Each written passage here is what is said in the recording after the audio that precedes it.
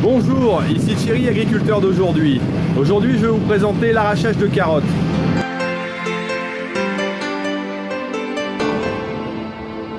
Alors la carotte, qu'est-ce que c'est? C'est une plante bisannuelle, c'est donc un légume qui pousse et qui fait d'abord sa carotte la première année et ensuite qui monte à graine pour produire la graine. Mais nous on l'arrache à la fin de la première année avec une arracheuse. Vous allez pouvoir venir faire un petit tour et je vais vous montrer ce que c'est exactement. Ici vous avez la machine à pommes de terre qui est équipée pour carottes avec des rangées de dards et des disques à l'avant. Alors ici la machine est équipée de l'effeuilleuse à l'avant qui permet de couper les verres de carottes et les renvoyer donc sur le côté.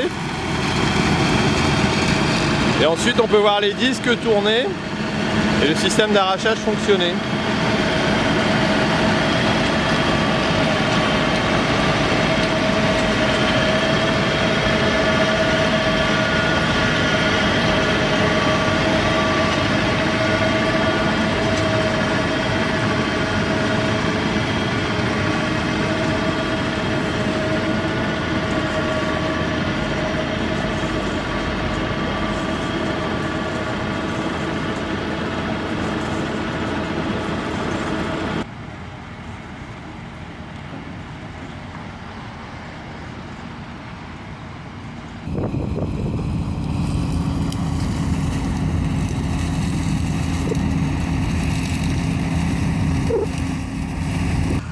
Bon bah ici on a la brume qui est en train de descendre et puis on a du vent, je sais pas si vous l'entendez. Mais les conditions d'arrachage se font, j'allais dire, dans de bonnes conditions par rapport à ce qu'on peut avoir certaines années. Bon là on voit au niveau du sol, alors il y a un peu de marque de traces de pneus mais on n'a pas d'ornière, on n'a pas de conditions trop difficiles. Donc après ça, un labour et puis on pourra semer un blé, je pense, de façon tout à fait correcte. Bon, je vais me dépêcher pour remplacer le collègue. Là, on a 2 bennes à tourner pour arracher.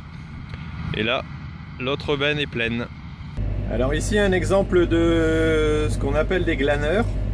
Donc ce sont des gens qui viennent ramasser dans les champs les carottes. Alors moi, je l'interdis tant qu'il y a des machines, parce que le problème, c'est que tant qu'il y a une machine, c'est dangereux. Sinon ça me pose aucun problème, hein. Ils ramassent ce qui traîne un peu à terre, hein. Il y a toujours une carotte qui tombe de la machine, qui passe à travers les mailles. Bon là, comme je l'ai interdit, ils m'ont gentiment respecté, ils sont repartis, ils en ont ramassé 2-3 et puis voilà.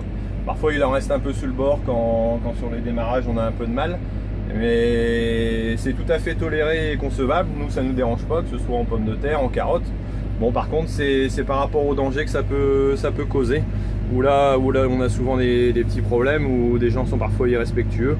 Et là on peut arriver à se fâcher quoi. Mais sinon, si vous avez des champs près de chez vous, une fois que c'est ramassé, avant que ce soit retravaillé, labouré, vous pouvez aller ramasser, ça évite les pertes, nous on n'est pas du tout contre. C'est une tradition chez nous et il n'y a aucun souci, donc ça n'hésitez pas à le faire, mais dans le respect des règles, en demandant toujours à l'agriculteur si vous pouvez le faire ou pas. Alors ici on arrive dans le stockage de carottes, donc tout ce qui est arraché et mis en remorque est envoyé ici. Alors vous pouvez voir derrière moi, il y a le stock de carottes qui commence à se remplir. Si vous avez vu la vidéo sur la pomme de terre et puis le raie gras, c'est le même bâtiment qui me sert. Bon, les pommes de terre viennent de partir, donc là il me sert de stockage pour les carottes. Et donc le système est ventilé, régulé par un système de régulation de température, donc en fonction de la montée de température, intérieur et extérieur, donc il ventile plus ou moins. Il n'y a pas de groupe froid, c'est pas isolé, donc c'est pas à l'abri du gel, on peut avoir des problèmes de gelée parfois. Dans ce cas-là, on réchauffe un peu le bâtiment. Et puis tout est ventilé par l'air extérieur, quoi. Il n'y a pas d'autre refroidissement. Donc c'est pour ça qu'il y a une régulation spécifique. Voilà un petit peu au niveau du stockage comment ça se passe. Donc en général, là on est stocké mi-novembre, bon, pour fin décembre, voire au pire fin janvier au plus tard, tout sera enlevé pour être expédié donc par camion à la conserverie. Ici je profite d'un petit instant tranquille dans le tracteur en train de charger pour vous montrer ce qui nous arrive de temps en temps. C'est tout simplement la pluie qui vient de nous rejoindre pour finir notre champ. Bon là il reste plus grand chose à finir, donc ça va aller, on va pouvoir s'en sortir. Bon, le ciel est pour autant bien bouché sur le côté, donc je pense que les pluies qui étaient prévues vont nous arriver. Là je vous montre ma petite tablette sur laquelle j'ai pu voir tout à l'heure et déjà ce matin que on allait pouvoir sûrement continuer, mais que le passage nuageux est bien présent et qu'il nous frôle. Donc là on n'est pas dans les grosses pluies, on a déjà cette chance là. Et bon, l'arrachage se fait encore correctement. Bon, en carotte c'est pas rare du tout de le faire sous la pluie. Bon, la carotte supporte bien l'humidité, il n'y a pas de problème par rapport à la pomme de terre, hein. Ça c'est pas gênant. Donc tant qu'on a que des petites pluies, c'est pas gênant. Bon, par contre, s'il se mettait à faire une pluie d'orage ou alors continuellement, bah, ça devient plus embêtant. Bon, là on voit au niveau du sol, c'est pas encore trop marqué, donc ça va. Bon, et je pense que pour les 4 ou 5 dernières planches qui nous restent, on devrait y arriver.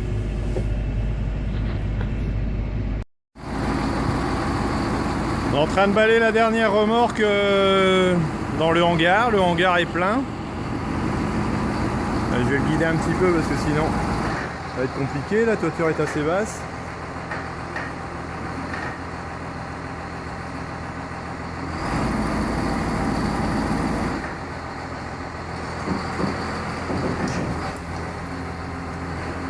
Donc voilà, on arrive à la fin de cette vidéo. Vous voyez derrière en arrière-plan l'arracheuse qui est encore en train de fonctionner. Bon, on a encore pour un moment pour remplir le hangar et puis pour arracher la parcelle qui me reste à arracher.